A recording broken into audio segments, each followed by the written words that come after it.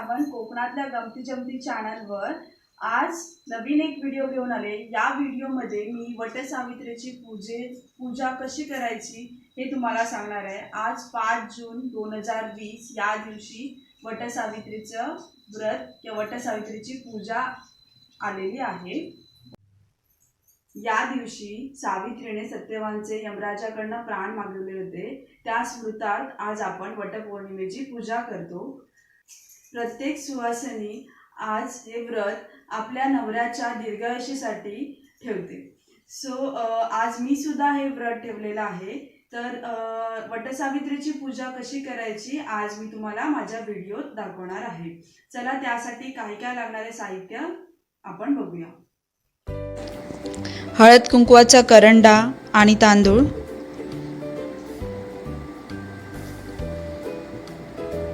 पानांचा विडा,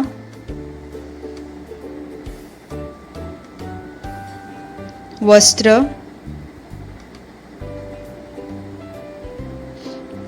थोडी फुले, धागा,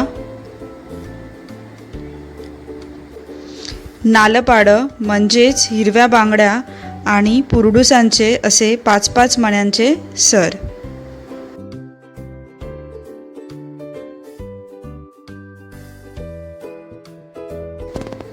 तेलाचा दिवा किंवा पंती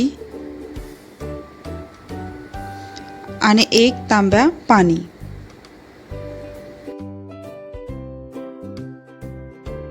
पाच प्रकारची फळं घ्यायचेत। इथे मी जांभळे, तोतापुरी आंबा, करवंद, 1 अक्क फळ केळी घेतलेत, अननस आणि फणस।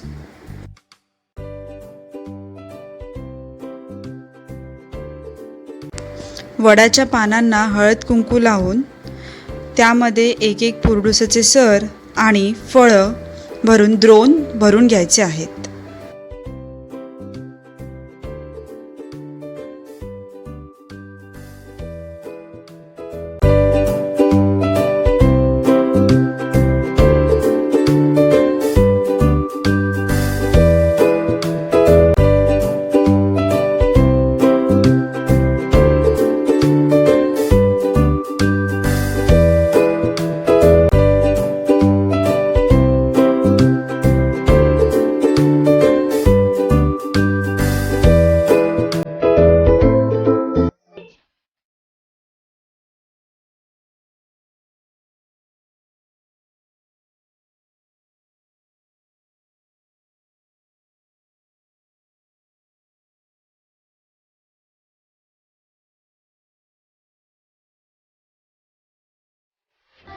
निरांजन आणि अगरबत्ती लावून पूजेची सुरुवात करावी। पूजेची सुरुवात गणेश पूजनाने करावी। त्यासाठी प्रथम विडा ठेवून हळद कुंकू, अक्षता आणि फुलं त्यावर वाहायची।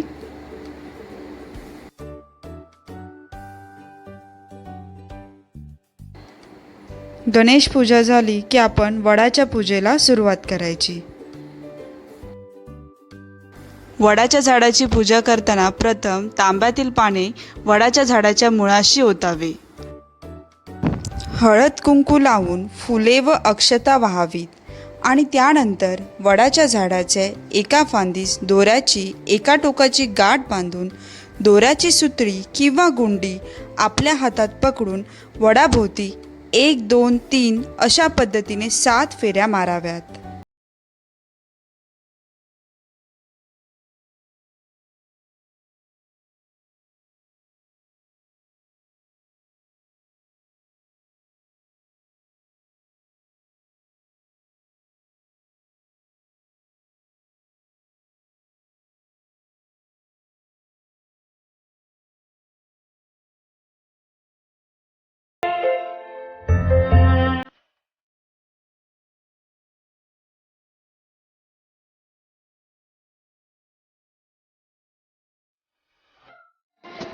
माझ्या या वटपौर्णिमेच्या कार्यक्रमात पावसाने पण हजेरी लावली।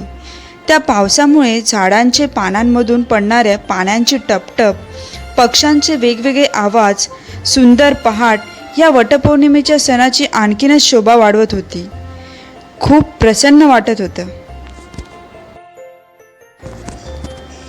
फेऱ्या पूर्ण झाल्यानंतर दोऱ्याचे दुसरे टोक गुंडीसहित झाडाच्या फांदीस अडकून 5 फळांनी आणि नालपडं घालून सजवलेले वाण व यासोबत एक पूर्ण फळ वडाच्या झाडाकडे ठेवावेत. तिथे वटपौर्णिमेची पूजा करायला आलेल्या सुवासिनींना आपल्याकडील वाण देऊन त्यांना नमस्कार करून आशीर्वाद घ्यावा.